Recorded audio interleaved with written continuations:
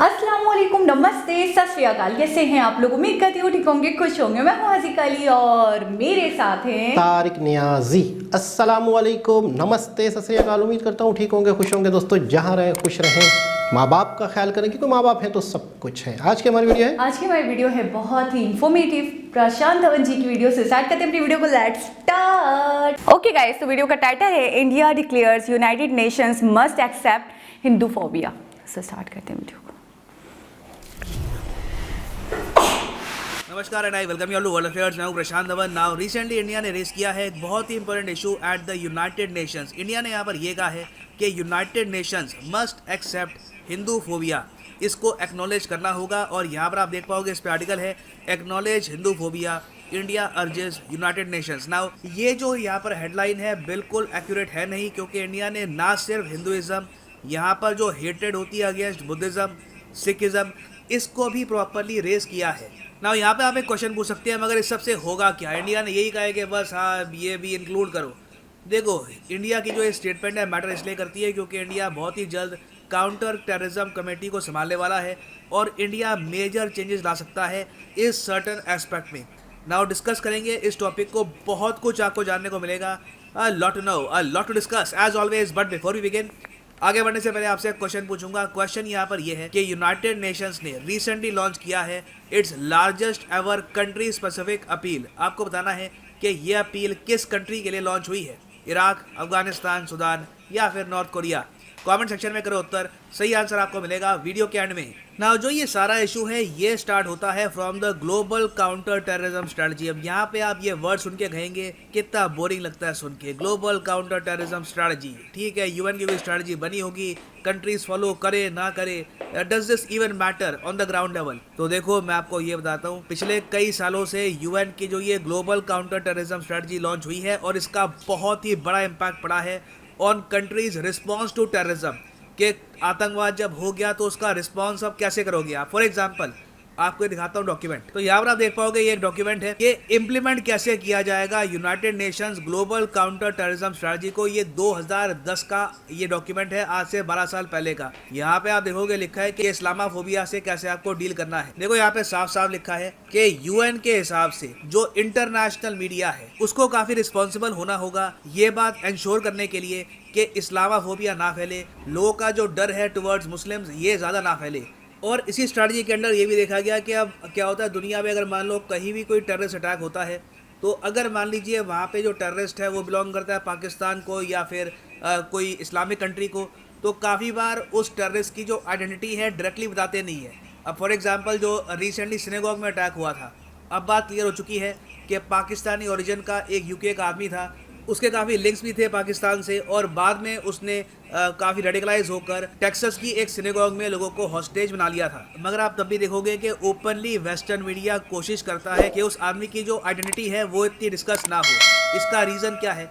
देखो यूएन ने अपने डॉक्यूमेंट में ये कहा 2010 में कि जो कई इस्लामिक टेररिस्ट ग्रुप्स हैं इनके लिए सिंपैथी एक्चुअली काफ़ी हद तक बढ़ जाती है जब डिस्क्रिमिनेशन काफ़ी हद तक बढ़ती है मुस्लिम्स के अगेंस्ट इन वेस्टर्न कंट्रीज। ये यूएन की ऑब्जर्वेशन थी कि जब डेफेमेशन होती है उनके रिलीजन की तो उनकी सिंपैथी और ज़रा बढ़ जाती है ऐसे ग्रुप्स के लिए। तो इसलिए काफ़ी इंपॉर्टेंट है कि फ्रीडम ऑफ स्पीच के नाम पर उनके रिलीजन को डिफेम ना किया जाए। इसलिए आपने देखा होगा कि इस्लामाफोबिया पे इतना जोर क्यों होता है, क्योंकि यूएन ट्रूली बिलीव करता है यहाँ पर कि अगर आम इंसान को इन टेररिस्ट ग्रुप से दूर रखना है तो वेस्टर्न मीडिया को, इंटरनेशनल मीडिया को भी बहुत ही सेंसिटिव तरीके से इस्लामाफोबिया को डील करना होगा ना। ये बात थी 2010 की। अब रिसेंटली क्या हुआ है कि 2021 में एक नई काउंटर टेररिज्म स्ट्रेटजी जो है यूएन की ये सामने आई है और इस स्ट्रेटजी में ओपनली यहाँ पर यह कहा गया है कि ना सिर्फ इस्लामाफोबिया, जो एंटी सेमिटिज्म होता है, एंटी सेमिटिज्म मतलब कि ज्यूज़ के अगेंस्ट जो अत्याचार हो रहा है या फिर ज्यूज़ को गलत तरीके से प्रेजेंट किया जा रहा है दुनिया में, इसके अगेंस्ट, और क्रिस्टियानोफोबिया मतलब कि क्रिश्चियंस का जो डर है, इन तीनों एस्पेक्ट्स पर काम करना होगा टू मेक श्योर कि टेररिज्म को हम प्रॉपरली काउंटर कर पाए ना। मैं ये क्लियर कर दूं कि इसका मतलब सिर्फ ये नहीं है कि अगर मान लो कि इन रिलीजन से कोई कल को आदमी निकलता है वो गलत काम करता है तो उसके बारे में मीडिया ओपनली डिस्कस नहीं करेगा। इसमें देखो एक बहुत ही बड़ा एलिमेंट ये भी आता है कि इन पर्टिकुलर रिलीजन के लोगों पर जब अत्याचार होगा तब उस पर एक्स्ट्रा एम्फेसिस दिया जाएगा यूएन का। यूएन उस पर कड़ी कार्रवाई डिमांड करेगा और ऑटोमेटिकली कहीं भी हेड होती है अगेंस्ट क्रिश्चियंस मुस्लिम्स या फिर ज्यूज, उसको यूनाइटेड नेशंस एक ग्लोबल काउंटर टेररिज्म स्ट्रेटजी के अंडर काफ़ी सीरियस तरीके से डील करेगा। तो इंडिया सिंपली यहाँ पर ये कह रहा है कि अगर इस्लामाफोबिया है, एंटी सेमिटिज्म है, क्रिश्चियनोफोबिया है, तो फिर एंटी हिंदू हेट्रेड भी एग्जिस्ट करती है, हिंदू फोबिया भी एग्जिस्ट करता है।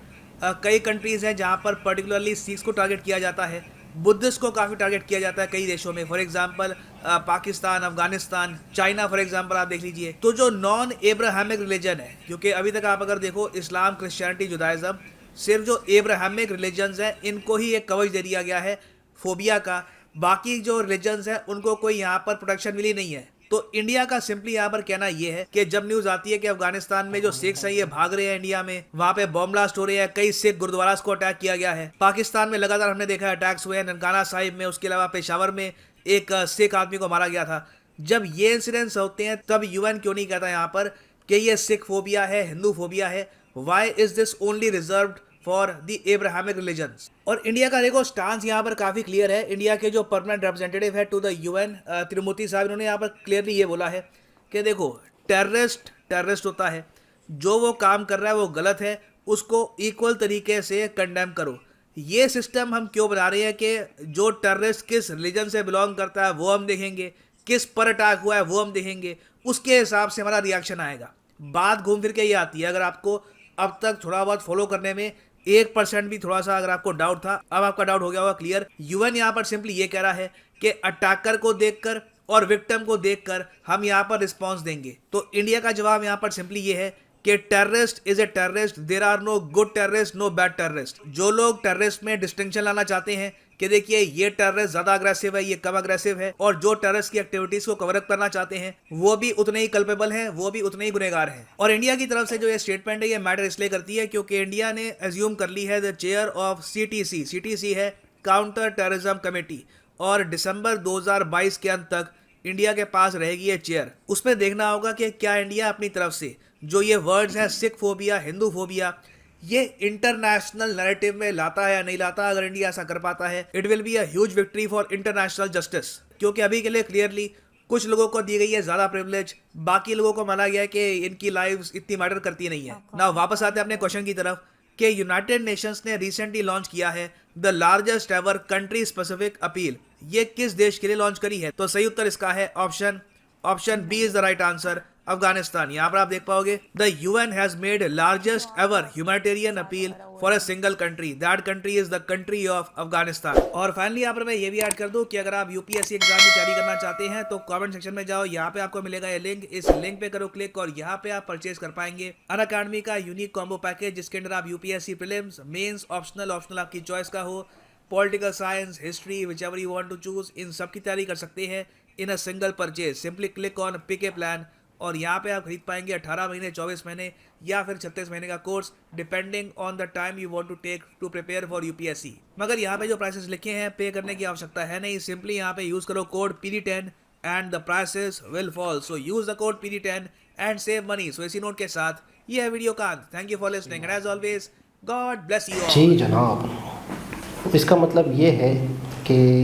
यूएनओ का जो ये फैसला है, मुझे इसका रीज़न ये नज़र आ रहा है कि कुछ टाइम से, कुछ सालों से, बहुत टाइम से ऐसा हो रहा है कि बहुत ही ज़्यादा टेररिज्म और इस्लाम जो है वो जुड़ चुके थे। यानी कि एक तरह से लोगों के जहन में बहुत ज़्यादा ये चीज़ बैठ चुकी थी।